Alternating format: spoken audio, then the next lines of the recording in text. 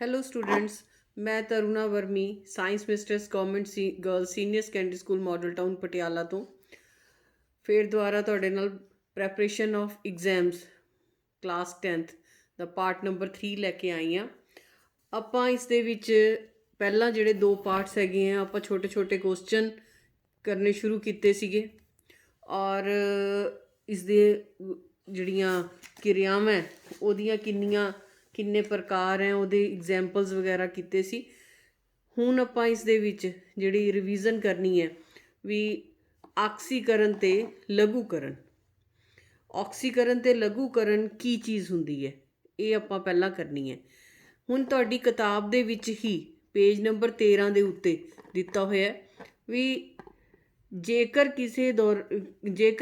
ਕਿਰਿਆ ਦੌਰਾਨ ਕੋਈ ਵਸਤੂ ਆਕਸੀਜਨ ਪ੍ਰਾਪਤ ਕਰਦੀ ਹੈ ਤਾਂ ਇਹ ਕਿਹਾ ਜਾਂਦਾ ਹੈ ਕਿ ਉਸ ਦਾ ਆਕਸੀਕਰਨ ਹੋਇਆ ਹੈ। ਮਤਲਬ ਜੇ ਕੋਈ ਵਸਤੂ ਆਕਸੀਜਨ ਨੂੰ ਜਿਹੜਾ ਹੈ ਕਿਸੇ ਨਾਲ ਆਕਸੀਜਨ ਲੱਗਦੀ ਹੈ, ਆਕਸੀਜਨ ਜੁੜਦੀ ਹੈ, ਤਾਂ ਅਸੀਂ ਉਸ ਦੇ ਵਿੱਚ ਕਹਾਂਗੇ ਕਿ ਉਸ ਵਸਤੂ ਦਾ ਕੀ ਹੋਇਆ ਜੀ, ਆਕਸੀਕਰਨ। ਅਤੇ ਜੇਕਰ ਕੋਈ ਵਸਤੂ ਕਿਰਿਆ ਦੌਰਾਨ ਆਕਸੀਜਨ ਗਵਾ ਦਿੰਦੀ ਹੈ ਤਾਂ ਅਸੀਂ ਕਹਾਂਗੇ ਕਿ ਉਸ ਵਸਤੂ ਦਾ ਲਘੂਕਰਨ ਹੋ ਗਿਆ ਹੈ। ਓਕੇ ਜੀ। ਆਕਸੀਜਨ ਦੇ ਜੁੜਨ ਦੇ ਨਾਲ ਕੀ ਹੋ ਗਿਆ ਜੀ, ਆਕਸੀਕਰਨ। ਆਕਸੀਜਨ ਦਾ ਇਹ ਹੁਣ CuO ਕਾਪਰ ਆਕਸਾਈਡ, ਇਸ ਦੇ ਵਿੱਚੋਂ ਆਕਸੀਜਨ ਜਿਹੜੀ ਹੈ ਉਹ ਹਟ ਗਈ, ਇਕੱਲਾ ਕਾਪਰ ਰਹਿ ਗਿਆ, ਤਾਂ ਇਸ ਦਾ ਕੀ ਹੋ ਗਿਆ ਜੀ, ਲਘੂਕਰਨ। ਠੀਕ ਹੈ। ਅਤੇ ਜਿਹੜਾ ਇਸ ਦੇ ਵਿੱਚ ਹੈ ਕਾਪਰ ਦਾ ਆਕਸੀਕਰਨ ਹੋਇਆ ਕਿਉਂਕਿ ਇਸ ਦੇ ਨਾਲ ਆਕਸੀਜਨ ਜੁੜੀ ਹੈ। ਹੁਣ ਇਹ ਯਾਦ ਰੱਖਣਾ ਕਿ ਆਕਸੀਕਰਨ ਹੁੰਦਾ ਆਕਸੀਜਨ ਜੁੜਨਾ, ਲਘੂਕਰਨ ਹੁੰਦਾ ਆਕਸੀਜਨ ਦਾ ਕਿਸੇ ਚੀਜ਼ ਤੋਂ ਟੁੱਟਣਾ ਜਾਂ ਆਕਸੀਜਨ ਗਵਾਉਣਾ। ਓਕੇ ਜੀ। ਹੁਣ ਇਸ ਦੇ ਵਿੱਚ ਤੁਸੀਂ ਦੇਖਿਆ ਵੀ ਆਪਣੀ ਕਿਤਾਬ ਦੇ ਵਿੱਚ ਹੀ ਤੁਹਾਡੇ ਕਿਤਾਬ ਵਿੱਚੋਂ ਇਹ ਰਿਵੀਜ਼ਨ ਕਰਾ ਰਹੀ ਹਾਂ, ਫਿਰ ਕੁਐਸਚਨ ਆਨਸਰਾਂ ਦੀ ਕਰਾਂਗੇ। ਤਾਂ ਇਸ ਕਿਤਾਬ ਦੇ ਵਿੱਚ ਤੁਹਾਡੇ ਪੇਜ ਨੰਬਰ 14 ਦੇ ਉੱਤੇ ਐਗਜ਼ਾਮਪਲਸ ਵੀ ਆਕਸੀਕਰਨ ਲਘੂਕਰਨ ਦੀ ਆਪਾਂ ਪਿੱਛੇ ਕਰ ਲਈ ਹੈ। ਇੱਕ ਵਰਡ ਦਿੱਤਾ ਹੈ ਰਿਡੌਕਸ ਕਿਰਿਆਵਾਂ। ਕੁਐਸਚਨ ਹੈ ਰਿਡੌਕਸ ਕਿਰਿਆਵਾਂ ਕਿਸ ਨੂੰ ਕਹਿੰਦੇ ਹਨ? ਤਾਂ ਇਹ ਇੱਥੇ ਹੀ ਉੱਤਰ ਦਿੱਤਾ ਹੋਇਆ ਹੈ, ਅਜਿਹੀਆਂ ਕਿਰਿਆਵਾਂ ਨੂੰ ਜਿਸ ਵਿੱਚ ਆਕਸੀਕਰਨ ਅਤੇ ਲਘੂਕਰਨ ਦੋਵੇਂ ਹੋਣ ਉਹਨਾਂ ਨੂੰ ਕਹਿੰਦੇ ਹਾਂ ਅਸੀਂ ਰਿਡੌਕਸ ਕਿਰਿਆਵਾਂ। ਅਜਿਹੀ ਰਸਾਇਣਿਕ ਕਿਰਨ ਜਿਸ ਵਿੱਚ ਆਕਸੀਕਰਨ ਅਤੇ ਲਘੂਕਰਨ ਦੋਵੇਂ ਹੋਣ ਉਸ ਨੂੰ ਅਸੀਂ ਕਹਿੰਦੇ ਹਾਂ ਜੀ ਰਿਡੌਕਸ ਕਿਰਿਆ। ਓਕੇ। ਇਹ ਐਗਜ਼ਾਮਪਲ ਦਿੱਤੀ ਹੋਈ ਹੈ। ਕਾਪਰ ਆਕਸਾਈਡ ਜਿਹੜਾ ਹੈ ਹਾਈਡਰੋਜਨ ਦੇ ਨਾਲ ਜਦੋਂ ਉਸਨੂੰ ਗਰਮ ਕੀਤਾ ਜਾਂਦਾ ਹੈ ਤਾਂ ਕੀ ਹੁੰਦਾ ਹੈ ਜੀ, ਇਸ ਦਾ ਜਿਹੜਾ ਹੈ ਕਾਪਰ ਆਕਸਾਈਡ ਦਾ ਲਘੂਕਰਨ ਹੋ ਗਿਆ ਕਿਉਂਕਿ ਇਸਨੇ ਆਕਸੀਜਨ ਗਵਾ ਦਿੱਤੀ ਅਤੇ ਇਹਦਾ ਕਾਪਰ ਬਣ ਗਿਆ। ਅਤੇ ਹਾਈਡਰੋਜਨ ਦਾ ਆਕਸੀਕਰਨ ਹੋ ਗਿਆ ਕਿਉਂਕਿ ਇਹ ਵਾਲੀ ਆਕਸੀਜਨ ਹਾਈਡਰੋਜਨ ਨਾਲ ਜੁੜ ਗਈ ਤਾਂ ਹਾਈਡਰੋਜਨ ਦਾ ਆਕਸੀਕਰਨ ਹੋ ਗਿਆ। ਦੋਨੋਂ ਜਿਹੜੀਆਂ ਚੀਜ਼ਾਂ ਹੈ ਉਹ ਇੱਕੋ ਹੀ ਸਮੀਕਰਨ 'ਚ ਦੇਖਣ ਨੂੰ ਮਿਲ ਰਹੀਆਂ, ਤਾਂ ਇਹ ਕਿਹੜੀਆਂ ਕਿਰਿਆਵਾਂ ਹੋ ਗਈਆਂ ਜੀ, ਰਿਡੌਕਸ ਕਿਰਿਆਵਾਂ। ਹੁਣ ਤੁਹਾਡੇ ਕੋਲ ਇੱਕ ਆਕਸੀਕਰਨ ਕਿਰਿਆ, ਲਘੂਕਰਨ ਕਿਰਿਆ, ਰਿਡੌਕਸ ਕਿਰਿਆ, ਇਹ 3 ਚੀਜ਼ਾਂ ਹੋ ਗਈਆਂ।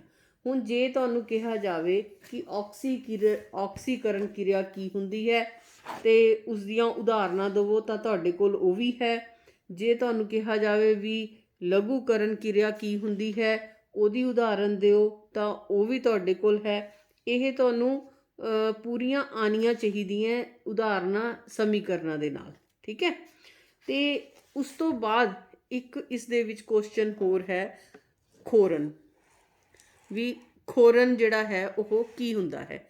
ਜਿਹੜਾ ਖੋਰਨ ਹੈ ਉਹ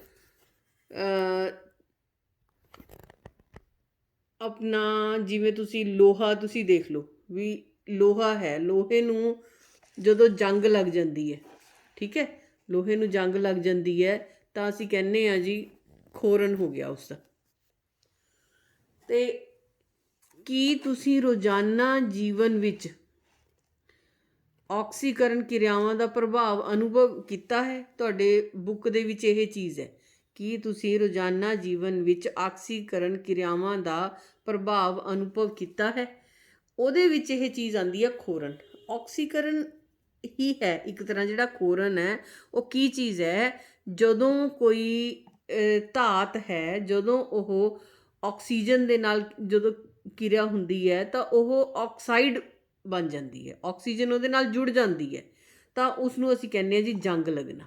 ਜਿਵੇਂ ਲੋਹੇ ਦੇ ਉੱਪਰ ਭੂਰੇ ਰੰਗ ਦੀ ਕੋਈ ਪਰਤ ਲੱਗ ਜਾਂਦੀ ਹੈ, ਜਦੋਂ ਲੋਹੇ ਨੂੰ ਅਸੀਂ ਆਕਸੀਜਨ ਔਰ ਨਮੀ ਦੇ ਵਿੱਚ ਪਿਆ ਹੋਵੇ ਤਾਂ ਉਹਦੇ ਉੱਤੇ ਲਾਲ ਭੂਰੇ ਰੰਗ ਦੀ ਪਰਤ ਚੜ੍ਹ ਜਾਂਦੀ ਹੈ, ਮਤਲਬ ਉਹਦਾ ਆਕਸਾਈਡ ਬਣ ਜਾਂਦਾ ਹੈ। ਉਸ ਨੂੰ ਅਸੀਂ ਕਹਿੰਦੇ ਹਾਂ ਜੀ ਇਹ ਜੰਗ ਲੱਗ ਗਿਆ, ਇਸ ਨੂੰ ਖੋਰਨ ਹੋ ਗਿਆ ਇਸਦਾ। ਇਸੇ ਤਰ੍ਹਾਂ ਹੋਰ ਵੀ ਧਾਤਾਂ ਹੈ ਜਿਹੜੀਆਂ ਆਪਣੀਆਂ ਚਮਕ ਜਿਨ੍ਹਾਂ ਦੀ ਗੁੰਮ ਜਾਂਦੀ। ਤੁਸੀਂ ਕਾਪਰ ਦੀ ਕੋਈ ਗੜਵੀ ਹੋਵੇ ਤੁਹਾਡੇ ਘਰ ਪਈ, ਉਹ ਥੋੜ੍ਹੀ ਦੇਰ ਪਈ ਰਹੇ ਤਾਂ ਤੁਸੀਂ ਦੇਖੋਗੇ ਉਹਦੇ ਉੱਤੇ ਵੀ ਨਾ ਕਾਲੇ ਕਾਲੇ ਜਿਹੇ ਰੰਗ ਦੀ ਗੂੜੇ ਜੇ ਰੰਗ ਦੀ ਜਿਹੜਾ ਚਮਕ ਹੈ ਕਾਪਰ ਦੀ ਗੁੰਮ ਜਾਂਦੀ ਹੈ। ਜਾਂ ਚਾਂਦੀ ਦੀ ਚੀਜ਼ ਨੂੰ ਤੁਸੀਂ ਉਤਾਰ ਕੇ ਰੱਖ ਦਿਓ, ਇਹ ਜਿਵੇਂ ਹੁਣ ਚਾਂਦੀ ਦਾ ਇਹ ਕੜਾ ਹੈ ਮੇਰਾ, ਜੇ ਇਸ ਨੂੰ ਮੈਂ ਉਤਾਰ ਕੇ ਰੱਖਦਾ ਥੋੜ੍ਹੀ ਦੇਰ ਤਾਂ ਕੀ ਹੋਏਗਾ ਵੀ ਇਹਦੇ ਉੱਤੇ ਕਾਲਸ ਜੀ ਜੰਮਣੀ ਸ਼ੁਰੂ ਹੋ ਜਾਏਗੀ। ਅਸੀਂ ਕਹਾਂਗੇ ਕੀ ਹੋ ਗਿਆ ਜੀ, ਆਕਸਾਈਡ ਦੀ ਪਰਤ ਜੰਮ ਗਈ, ਖੋਰਨ ਹੋ ਗਿਆ ਇਸਦਾ। ਅਤੇ ਇਸੇ ਨੂੰ ਅਸੀਂ ਕਹਿੰਦੇ ਹਾਂ ਖੋਰਨ ਜਾਂ ਆਕਸੀਕਰਨ। ਓਕੇ ਜੀ। ਹੁਣ ਇੱਕ ਹੋਰ ਚੀਜ਼ ਹੈ ਜਿਹਨੂੰ ਅਸੀਂ ਕਹਿੰਦੇ ਹਾਂ ਦੁਰਗੰਧਤਾ। ਠੀਕ ਹੈ, ਜਿਹੜੀ ਦੁਰਗੰਧਤਾ ਹੈ ਇਹ ਵੀ ਕੁਐਸਚਨ ਆ ਜਾਂਦਾ ਵੀ ਦੁਰਗੰਧਤਾ ਕੀ ਚੀਜ਼ ਹੁੰਦੀ ਹੈ।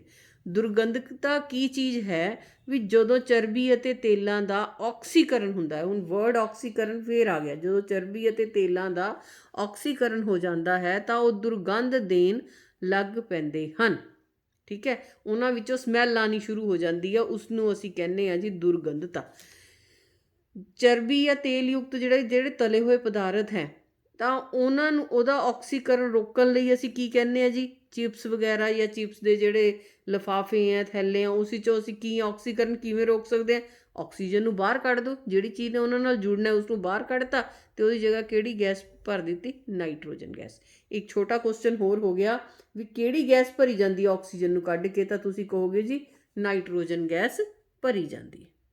ਓਕੇ ਜੀ, ਇਹ ਤੁਹਾਡੇ ਜਿਹੜੇ ਇਸ ਲੈਸਨ ਦੇ ਅੰਦਰੋਂ ਜਿਹੜੇ ਕੁਐਸਚਨ ਸੀਗੇ ਉਹ ਮੈਂ ਤੁਹਾਨੂੰ ਕਰਵਾਏ। ਹੁਣ ਜਿਹੜੇ ਕੁਐਸਚਨ ਇਹਦੇ ਵਿੱਚ ਦਿੱਤੇ ਹੋਏ ਹੈ ਹੋਰ ਦੇਖੋ ਤੁਹਾਡੇ ਜਿਹੜੀਆਂ ਯਾਦ ਰੱਖਣ ਯੋਗ ਗੱਲਾਂ ਹੈ ਇਸ ਦੇ ਵਿੱਚ, ਉਹ ਸਾਰੀਆਂ ਜਿਹੜੀਆਂ ਉਹ ਧਿਆਨ ਦੇ ਨਾਲ ਆਪਾਂ ਪੜ੍ਹੋ ਤਾਂ ਤੁਹਾਨੂੰ ਪਤਾ ਚੱਲ ਜਾਏਗਾ ਵੀ ਕਿੰਨੇ ਛੋਟੇ ਕੁਐਸਚਨ। ਹੁਣ ਉਹ ਤਾਪ ਨਿਕਾਸੀ ਕਿਰਿਆ ਕਿਸ ਨੂੰ ਕਹਿੰਦੇ ਹਨ, ਇਹ ਕੁਐਸਚਨ ਬਣ ਜਾਂਦਾ। ਉਹ ਰਸਾਇਣਿਕ ਕਿਰਿਆ ਜਿਸ ਵਿੱਚ ਉਪਜਾਂ ਦੇ ਨਾਲ ਨਾਲ ਤਾਪ ਊਰਜਾ ਪੈਦਾ ਹੁੰਦੀ ਹੈ ਉਸ ਨੂੰ ਤਾਪ ਨਿਕਾਸੀ ਕਿਰਿਆ ਆਖਦੇ ਹਨ। ਗਰਮੀ ਪੈਦਾ ਹੋਵੇ, ਠੀਕ ਹੈ। ਤਾਪ ਸੋਖੀ ਕਿਰਿਆ ਕਿਸ ਨੂੰ ਕਹਿੰਦੇ ਹਨ, ਉਹ ਰਸਾਇਣਿਕ ਕਿਰਿਆ ਜਿਸ ਵਿੱਚ ਤਾਪ ਊਰਜਾ ਸੋਖਤ ਹੁੰਦੀ ਹੈ, ਸੋਖੀ ਜਾਂਦੀ ਹੈ, ਲਈ ਜਾਂਦੀ ਹੈ, ਉਸ ਨੂੰ ਕਹਿੰਦੇ ਹਾਂ ਅਸੀਂ ਤਾਪ ਸੋਖੀ ਕਿਰਿਆ। ਇਸੇ ਤਰ੍ਹਾਂ ਵਿਸਥਾਪਨ ਕਿਰਿਆ ਦਾ ਆ ਗਿਆ, ਜਦੋਂ ਇੱਕ ਤੱਤ ਦੂਜੇ ਤੱਤ ਨੂੰ ਯੌਗਿਕ ਵਿੱਚੋਂ ਵਿਸਥਾਪਿਤ ਕਰ ਦੇਵੇ, ਵਿਸਥਾਪਨ ਕਿਰਿਆ ਆਖਦੇ ਹਨ। ਦੂਰੀ ਵਿਸਥਾਪਨ ਕਿਰਿਆ, ਮਤਲਬ ਇਹ ਸਾਰੇ ਜਿਹੜੇ ਹੈ ਜਿੰਨੇ ਵੀ ਆਹ ਦਿੱਤੇ ਹੋਏ ਹੈ ਸਾਰੇ ਤੁਹਾਡੇ ਛੋਟੇ ਛੋਟੇ ਕੁਐਸਚਨ ਬਣ ਜਾਂਦੇ। ਠੀਕ ਹੈ, ਇਸ ਕਰਕੇ ਇਹਨਾਂ ਨੂੰ ਜ਼ਰੂਰ ਤੁਸੀਂ ਇੱਕ ਵਾਰੀ ਪੜ੍ਹਨਾ ਜ਼ਰੂਰ ਹੈ ਵੀ ਇਹ ਕਿਹੜਾ ਠੀਕ ਹੈ ਕਿਹੜਾ ਨਹੀਂ ਠੀਕ। ਹੁਣ ਜਿਵੇਂ ਤੁਹਾਡਾ ਇਹ ਕੁਐਸਚਨ ਆ ਗਏ ਜੀ ਅਭਿਆਸ ਦੇ ਹੀ। ਹੁਣ ਇਹ ਅਭਿਆਸ ਦੇ ਜਿਹੜੇ ਕੁਐਸਚਨ ਹੈ ਤੁਹਾਡੇ ਵੀ ਹੇਠ ਲਿਖੀ ਰਸਾਇਣਿਕ ਕਿਰਿਆ ਦੇ ਸੰਬੰਧ ਵਿੱਚ ਕਿਹੜੇ ਕਥਨ ਗਲਤ ਹਨ। ਤੁਹਾਨੂੰ ਯਾਦ ਹੋਏਗਾ ਆਪਾਂ ਪਹਿਲਾਂ ਵੀ ਕਰਕੇ ਹਟੇ ਹਾਂ। ਇਹ ਸਮੀਕਰਨ ਦਿੱਤੀ ਹੋਈ ਹੈ ਤੁਹਾਨੂੰ, ਲੈਡ ਆਕਸਾਈਡ ਇਹ ਦਿੱਤਾ ਹੋਇਆ, ਕਾਰਬਨ ਗਿਵਜ਼ ਅਸ ਲੈਡ ਜਮਾ ਕਾਰਬਨ ਡਾਈਆਕਸਾਈਡ। ਹੁਣ ਇਸ ਵਿੱਚ ਇਹਨੇ ਦੱਸਣਾ ਵੀ ਕਿਹੜੀ ਚੀਜ਼ ਗਲਤ ਹੈ ਕਿਹੜੀ ਠੀਕ ਹੈ। ਲੈਡ ਦਾ ਲਘੂਕਰਨ ਹੋ ਰਿਹਾ ਹੈ। ਹੁਣ ਦੇਖੋ ਇਹ ਦੱਸਣਾ ਵੀ ਲੈਡ ਦਾ ਲਘੂਕਰਨ ਹੋ ਰਿਹਾ, ਜੇ ਲਘੂਕਰਨ ਹੁੰਦਾ ਵੀ ਆਕਸੀਜਨ ਗਵਾਉਣਾ। ਹੁਣ ਇਸ ਵਿੱਚ ਇਸ ਨੇ ਆਕਸੀਜਨ ਆਪਣੀ ਗਵਾਈ ਹੈ ਨਾ ਕਿ ਲੈਡ ਨੇ। ਠੀਕ ਹੈ, ਇਸ ਕਰਕੇ ਲਘੂਕਰਨ ਕਿਹਦਾ ਹੋਇਆ, ਲੈਡ ਆਕਸਾਈਡ ਦਾ। ਠੀਕ, ਤਾਂ ਇਹ ਗਲਤ ਹੈ। ਲਘੂਕਰਨ ਕਿਸ ਦਾ ਹੋਇਆ, ਲੈਡ ਆਕਸਾਈਡ ਦਾ, PbO ਦਾ। ਠੀਕ, ਅਤੇ ਦੂਸਰਾ ਕਾਰਬਨ ਡਾਈਆਕਸਾਈਡ ਦਾ ਆਕਸੀਕਰਨ ਹੋ ਰਿਹਾ ਹੈ। ਆਕਸੀਕਰਨ ਕਿਸ ਦਾ ਹੋਇਆ, ਕਾਰਬਨ ਦਾ। ਕਾਰਬਨ ਦੇ ਨਾਲ ਆਕਸੀਕਰਨ ਹੋ ਕੇ ਕਾਰਬਨ ਦਾ, ਤਾਂ ਕਾਰਬਨ ਡਾਈਆਕਸਾਈਡ ਗੈਸ ਬਣੀ ਹੈ। ਇਸ ਕਰਕੇ ਇਹ ਵੀ ਗਲਤ ਹੈ। ਠੀਕ ਕਿਹੜੇ ਹੈ, ਇਹ ਦੋਨੋਂ। ਇਸ ਕਰਕੇ ਆਨਸਰ ਕੀ ਆ ਗਿਆ ਜੀ, C ਅਤੇ D, ਇਹ ਦੋਨੋਂ ਠੀਕ ਹੈ, ਬਾਕੀ ਗਲਤ ਹੈ। ਓਕੇ ਜੀ, ਇਹਨੂੰ ਛੱਡ ਦਿਓ। ਉਸ ਤੋਂ ਬਾਅਦ ਇਹ ਅਗਲਾ ਕੁਐਸਚਨ, ਇਹ ਵੀ ਆਪਾਂ ਪਹਿਲਾਂ ਕਰ ਚੁੱਕੇ ਹਾਂ, ਛੋਟੇ ਕੁਐਸਚਨ। ਸਮੀਕਰਨ ਤੁਹਾਨੂੰ ਦਿੱਤੀ ਹੋਈ ਹੈ, ਉਸ ਦੱਸਣਾ ਵੀ ਇਹ ਕਿਹਦੀ ਉਦਾਹਰਨ ਹੈ। ਸੰਯੋਜਨ ਕਿਰਿਆ, ਦੂਹਰਾ ਵਿਸਥਾਪਨ ਹੈ, ਆਪਘਟਨ ਹੈ, ਵਿਸਥਾਪਨ ਹੈ, ਇਹ ਪਹਿਲਾਂ ਆਪਾਂ ਅੰਦਰ ਕਰ ਚੁੱਕੇ ਹਾਂ। ਹੁਣ ਆਪਾਂ ਇਹਨਾਂ 'ਤੇ ਨੀ ਪਿਛਲੀ ਉਸ ਦੇ ਵਿੱਚ ਵੀਡੀਓ 'ਚ ਆਪਾਂ ਇਹ ਚੀਜ਼ ਕਰ ਚੁੱਕੇ ਹਾਂ। ਆਪਾਂ ਹੁਣ ਜਿਹੜਾ ਹੈ ਧਿਆਨ ਦੇਣਾ ਅਗਲੇ ਕੁਐਸਚਨਾਂ 'ਤੇ। ਉਹ ਕੁਐਸਚਨ ਕਿਹੜੇ ਹੈ ਵੀ ਜਿਵੇਂ ਹੁਣ ਆਪਾਂ ਨੂੰ ਆ ਛੋਟੇ ਕੁਐਸਚਨ ਦਿੱਤੇ ਹੋਏ ਹੈ। ਰਸਾਇਣਿਕ ਕੀ ਹੁੰਦਾ ਹੈ ਜਦੋਂ ਪਤਲਾ ਹਾਈਡਰੋਕਲੋਰਿਕ ਐਸਿਡ ਲੋਹ ਚੂਰਨ ਉੱਤੇ ਪਾਇਆ ਜਾਂਦਾ ਹੈ। ਠੀਕ ਹੈ, ਕੀ ਹੁੰਦਾ ਹੈ ਜਦੋਂ ਪਤਲਾ ਹਾਈਡਰੋਕਲੋਰਿਕ ਐਸਿਡ ਲੋਹ ਚੂਰਨ 'ਤੇ ਪਾਇਆ ਜਾਂਦਾ ਹੈ। ਇਹ ਕੁਐਸਚਨ ਹੈ ਪੂਰਾ ਤੁਹਾਡੇ ਲੈਸਨ ਦੇ ਵਿੱਚੋਂ ਹੀ ਹੈ। ਸਹੀ ਉੱਤਰ 'ਤੇ ਨਿਸ਼ਾਨ ਲਗਾਉਣੇ। ਤਾਂ ਇਸ ਦੇ ਉੱਤੇ ਕਿਵੇਂ ਨਿਸ਼ਾਨ ਲਗਾਵਾਂਗੇ ਜੀ? ਪਹਿਲਾਂ ਦੇਖੋ, ਹਾਈਡਰੋਜਨ ਗੈਸ ਅਤੇ ਆਇਰਨ ਕਲੋਰਾਈਡ ਪੈਦਾ ਹੁੰਦੇ ਹਨ। ਹਾਈਡਰੋਜਨ ਗੈਸ ਤੇ ਆਇਰਨ ਕਲੋਰਾਈਡ ਪੈਦਾ ਹੁੰਦੇ ਹਨ।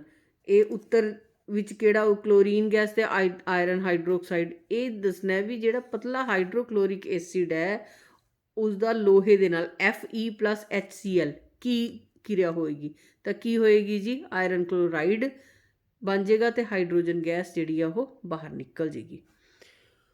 ਫਿਰ ਜਿੰਨੀਆਂ ਵੀ ਇਹ ਰਸਾਇਣਿਕ ਸਮੀਕਰਨਾਂ ਦਿੱਤੀਆਂ ਹੋਈਆਂ, ਇਹ ਤੁਹਾਡੀ ਕਿਤਾਬ ਦੇ ਵਿੱਚ ਦਿੱਤੀਆਂ ਹੋਈਆਂ, ਇਹਨਾਂ ਨੂੰ ਤੁਸੀਂ ਧਿਆਨ ਨਾਲ ਦੇਖਣਾ ਵੀ ਇਹ ਰਸਾਇਣਿਕ ਕਿਰਿਆਵਾਂ ਜਿਹੜੀਆਂ ਸੰਤੁਲਿਤ ਕਰਕੇ ਲਿਖਣੀ ਹੈ, ਜਾਂ ਜਿਹੜੇ ਜਿਵੇਂ ਕੈਲਸ਼ੀਅਮ ਹਾਈਡਰੋਕਸਾਈਡ ਜਮਾ ਕਾਰਬਨ, ਇਹਨਾਂ ਦੇ ਸਮੀਕਰਨ ਜਿਹੜੇ ਸੂਤਰਾਂ ਦੇ ਨਾਲ ਲਿਖਣਾ ਹੈ। ਜੇ calcium hydroxide CaOH2+CO2 gives us CaCO3+H2O, ਇਸੇ ਤਰ੍ਹਾਂ ਲਿਖਣੀ ਹੈ। ਇਹ ਵੀ ਇੰਪੋਰਟੈਂਟ ਕੁਐਸਚਨ ਹੈ ਤੁਹਾਡੀ ਕਿਤਾਬ ਦੇ ਵਿੱਚ। ਜਿਹੜੀ ਜਿੰਨੀਆਂ ਵੀ ਇਹ ਸਮੀਕਰਨਾਂ ਤੁਹਾਡੀ ਕਿਤਾਬ 'ਚ ਦਿੱਤੀਆਂ ਹੋਈਆਂ, ਇਹਦੇ ਅੰਦਰ ਚਾਹੇ ਇਹ ਸਮੀਕਰਨ ਹੈ, ਠੀਕ ਹੈ, ਚਾਹੇ ਇਹ ਸਮੀਕਰਨ ਹੈ, ਇਹ ਸਾਰੀਆਂ ਸਮੀਕਰਨਾਂ ਇੱਕ ਕਾਪੀ ਉੱਤੇ ਲਗਾ ਲਓ, ਕਾਪੀ 'ਤੇ ਉਤਾਰੋ ਅਤੇ ਉਹਨਾਂ ਨੂੰ ਤੁਸੀਂ ਧਿਆਨ ਦੇ ਨਾਲ ਯਾਦ ਕਰੋ। ਉਹਦੇ ਨਾਲ ਤੁਹਾਨੂੰ ਕੀ ਹੈ ਵੀ ਇਹ ਪੂਰਾ ਜਿਹੜਾ ਹੈ ਲੈਸਨ, ਇਸ ਵਿੱਚੋਂ ਛੋਟੇ ਕੁਐਸਚਨ ਕੀ ਵੱਡੇ ਕੁਐਸਚਨ ਕੀ ਸਾਰੇ ਤੁਹਾਨੂੰ ਯਾਦ ਹੋ ਜਾਣਗੇ।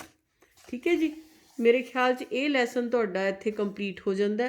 ਹੁਣ ਅਗਲਾ ਲੈਸਨ, ਅੱਛਾ ਹੁਣ ਇੱਕ ਇਸ 'ਚ ਹੋਰ ਹੀ, ਚਲੋ ਇਹ ਵੀ ਆਪਾਂ ਕਰ ਲਈਏ ਵੀ ਲੋਹੇ ਦੀਆਂ ਵਸਤੂਆਂ ਨੂੰ ਪੇਂਟ ਕਿਉਂ ਕੀਤਾ ਜਾਂਦਾ ਹੈ। ਦੇਖੋ, ਜਿਹੜਾ ਲੋਹਾ ਹੈ ਉਹਦਾ ਆਕਸੀਕਰਨ ਹੁੰਦਾ। ਜਦੋਂ ਲੋਹਾ ਜਿਹੜਾ ਹੈ ਉਹ ਹਵਾ ਦੇ ਨਾਲ, ਨਮੀ ਦੇ ਨਾਲ ਆਕਸੀਜਨ ਕਿਰਿਆ ਕਰਦਾ ਹੈ ਤਾਂ ਉਸਨੂੰ ਜੰਗ ਲੱਗ ਜਾਂਦੀ ਹੈ, ਉਹਦਾ ਆਕਸੀਕਰਨ ਹੋ ਜਾਂਦਾ, ਆਕਸਾਈਡ ਦੀ ਭੂਰੀ ਪਰਤ ਉਸ 'ਤੇ ਜੰਮ ਜਾਂਦੀ ਹੈ। ਜੰਗ ਲੱਗਣ ਤੋਂ ਬਚਾਉਣ ਲਈ, ਉਹਨੂੰ ਅਸੀਂ ਜੰਗ ਲੱਗਣਾ ਕਹਿੰਦੇ ਹਾਂ, ਜਿਹੜਾ ਭੂਰੀ ਪਰਤ ਚੜ੍ਹਦੀ ਹੈ, ਉਸ ਤੋਂ ਬਚਾਉਣ ਦੇ ਲਈ ਅਸੀਂ ਕੀ ਕਰਦੇ ਹਾਂ, ਉਸ ਦੇ ਉੱਤੇ ਇੱਕ ਪਤਲੀ ਜੀ ਐਂ ਕਰਕੇ ਪਰਤ ਜੀ ਚੜ੍ਹਾ ਦਿਓ, ਤਾਂ ਕਿ ਜੇ ਮੈਂ ਇਸ ਕਿਤਾਬ ਦੇ ਉੱਤੇ ਇੱਕ ਲੈਮੀਨੇਟਡ ਸ਼ੀਟ ਲਗਾ ਦਾਂ ਤਾਂ ਕੀ ਹੋਏਗਾ ਵੀ ਉਹ ਲੈਮੀਨੇਟਡ ਸ਼ੀਟ ਦੇ ਅੰਦਰ ਪਾਣੀ ਨਹੀਂ ਜਾਏਗਾ। ਐਵੇਂ ਹੀ ਜਿਵੇਂ ਇੱਕ ਲੋਹਾ ਹੈ, ਇਸ ਦੇ ਉੱਤੇ ਇਹ ਲੋਹੇ ਦਾ ਹੋਵੇ ਸਪੋਜ਼ ਪੈਨ, ਇਹਦੇ ਉੱਤੇ ਮੈਂ ਇੱਕ ਪਰਤ ਜੀ ਚੜ੍ਹਾ ਦਾਂ ਤਾਂ ਜਿਹੜੀ ਉਹ ਪੇਂਟ ਦੀ ਪਰਤ ਹੈ ਹਵਾ ਅਤੇ ਨਮੀ ਨੂੰ ਲੋਹੇ ਦੇ ਨਾਲ ਟੱਚ ਨਹੀਂ ਹੋਣ ਦੇਗੀ। ਇਸ ਕਰਕੇ ਲੋਹੇ ਦੀਆਂ ਵਸਤੂਆਂ ਨੂੰ ਖੋਰਨ ਤੋਂ ਬਚਾਉਣ ਦੇ ਲਈ ਉਸ ਨੂੰ ਪੇਂਟ ਕਰਨਾ ਚਾਹੀਦਾ ਹੈ। ਠੀਕ ਹੈ, ਇਸੇ ਤਰ੍ਹਾਂ ਤੇਲ ਅਤੇ ਫੈਟ ਰੱਖਣ ਵਾਲੀਆਂ ਭੋਜਨ ਪਦਾਰਥਾਂ ਨਾਈਟ੍ਰੋਜਨ ਨਾਲ ਕਿਉਂ ਪ੍ਰਭਾਵਿਤ ਕੀਤਾ ਜਾਂਦਾ ਹੈ? ਤਾਂ ਕਿ ਉਹਨਾਂ ਦਾ ਆਕਸੀਕਰਨ ਨਾ ਹੋਵੇ। ਬਸ ਇੰਨਾ ਕੁ ਆਨਸਰ ਦਿਓ ਤੁਸੀਂ, ਤੁਹਾਡਾ ਜਿਹੜਾ ਹੈ ਆਨਸਰ ਜਿਹੜਾ ਪੂਰਾ ਹੋ ਜਾਏਗਾ। ਤਾਂ ਇਹ ਲੈਸਨ ਨੰਬਰ 1 ਵਿੱਚੋਂ ਤੁਹਾਡੀ ਇਹ ਪ੍ਰੈਪਰੇਸ਼ਨ ਹੋ ਗਈ। 3 ਜਿਹੜੀਆਂ ਵੀਡੀਓਜ਼ ਜਿਹੜੀਆਂ ਇਸ ਦੀਆਂ ਹੈਗੀਆਂ ਪਹਿਲੇ ਲੈਸਨ ਦੀਆਂ। ਹੁਣ ਅਗਲਾ ਜਿਹੜਾ ਲੈਸਨ ਹੈ ਉਹਦੀ ਪ੍ਰੈਪਰੇਸ਼ਨ ਜਾਂ ਫਿਰ ਕੁਐਸਚਨਸ ਦੀ ਪ੍ਰੈਪਰੇਸ਼ਨ ਆਪਾਂ ਅਗਲੀ ਵੀਡੀਓ 'ਚ ਕਰਾਂਗੇ। Thank you.